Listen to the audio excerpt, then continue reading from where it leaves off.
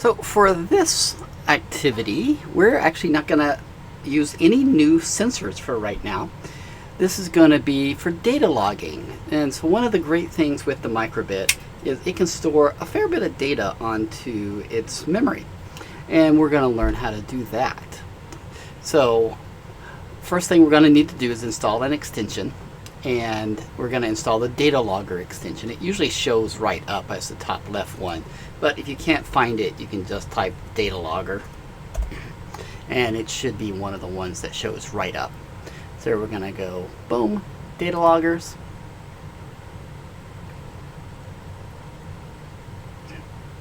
and you get a new block for the data logger, and it's a pretty simple block. And it's basically going to allow you to store the data in a format that you can download for Excel or CodeApp or any other kind of spreadsheet program to be able to visualize the data. So let's do that. So I'm going to make a new function, as we're apt to do.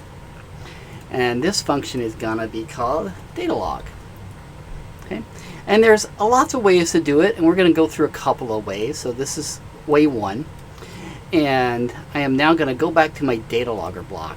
I'm going to create a log column. Okay.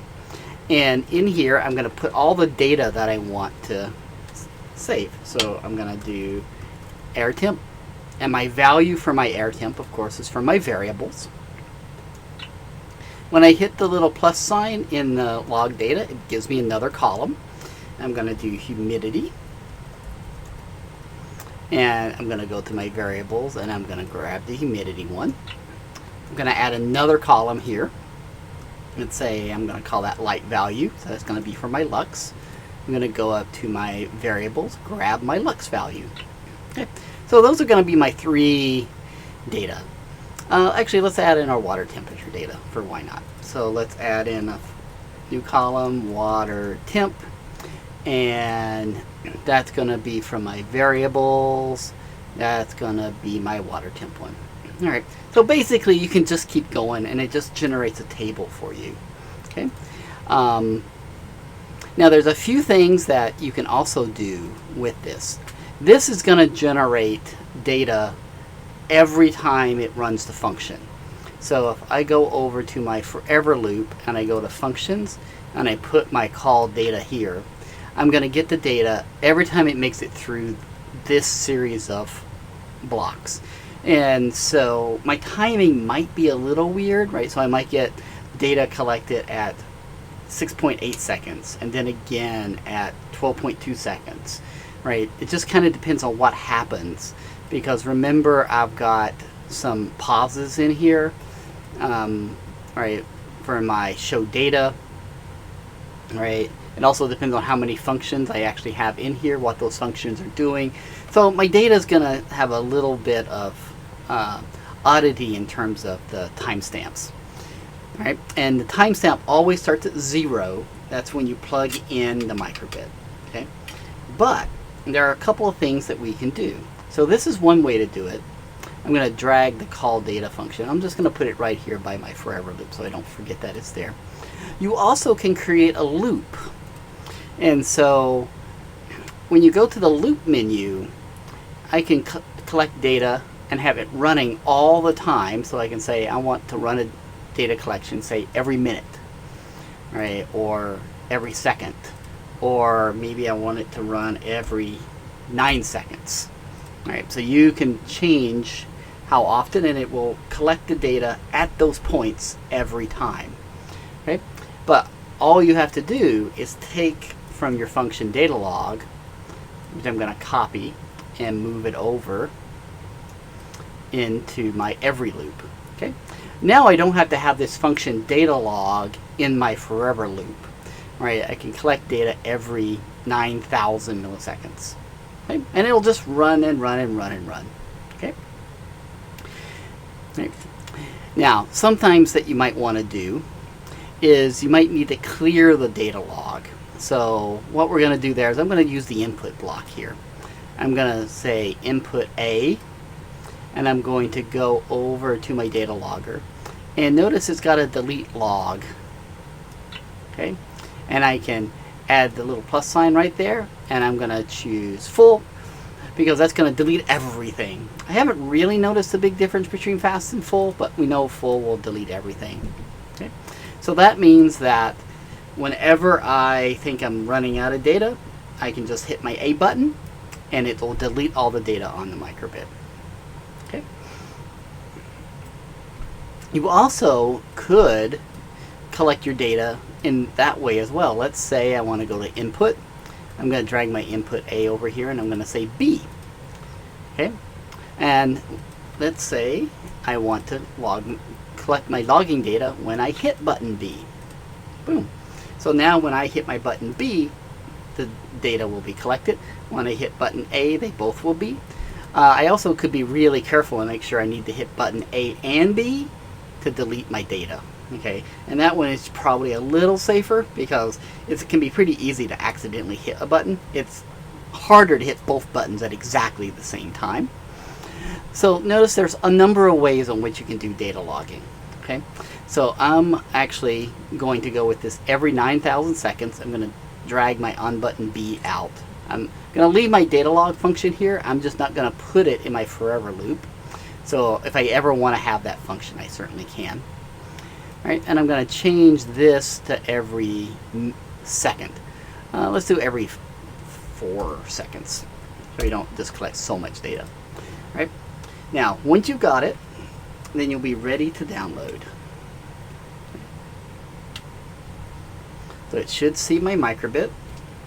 Okay, let's connect it. Let's see. Perfect, now I can download it. There it goes.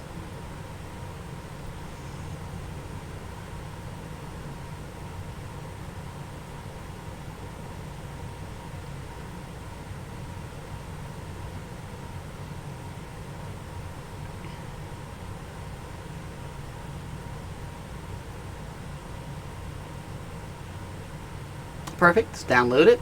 I'm going to take that and I'm going to plug it into my Shield.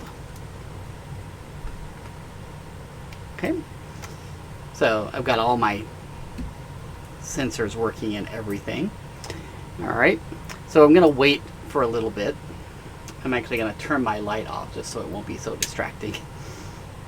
Okay, all right, now to be able to see your data, what you're going to do is you're going to unplug your Microbit. That basically takes it from power, and you're going to stick it back in. Okay, and a window will pop back up when I plug it back in. Now you'll see it's going to have another set of data and it's going to reset it, so I wanted to show that. So now I've got it unplugged again. I should have got another set of data. Now let's plug it back into my computer via the micro USB and let's see what type of data we get. Okay, it's going to pop up with a little icon, and here's my little screen here. So when your Microbit shows up, you're going to see that it shows up like a USB drive or any other drive, right? Well, on a Mac it'll show up on the desktop, on a Chromebook it'll show up as a little USB looking drive. But now you've got this file called mydata.htm. You can double click that. It opened mine in Opera, which is fine. And notice it starts collecting the data, and I've got them about every 4 seconds, right? Right. That's kind of where I plugged it in. Okay, and it didn't identify the water temperature sensor on that last little batch, so that's why I'm getting these minus infinities. But I've now got some data. All right, you can visually preview it. You can see the data over time a little bit, but you can download the data, and it's going to download it as a CSV file, which means you can open it up in Microsoft Excel, you can open it up in Google Sheets, and then you can create and make graphs of it and be able to look at the data. Or you'll be able to open it up in CodeApp and be able to manipulate it from there. Okay, and so once you open it into a spreadsheet, you can delete the data points that doesn't make sense. Right. So there we go. So I've got this cute little data set right here that I can manipulate. But if you left it running, it'll just keep collecting data. Okay, you can store a lot of data points. It's well over 45,000-ish data points. And we've found that you could get onto the Microbit, at least for this type of project. So you can do a lot. But that means you're not collecting the data every second. So that's why in the loop, right, you change this, right, every minute. And usually if you're monitoring something, right, unless you really need those details, every minute, every 5 minutes is usually more than sufficient for your data, particularly if you're going to let something run overnight, right, and then you'll have a nice data set when it comes back. But you have to maintain power to it, because if it doesn't have power, right, it's obviously not collecting the data. Other than that, that is how you data log.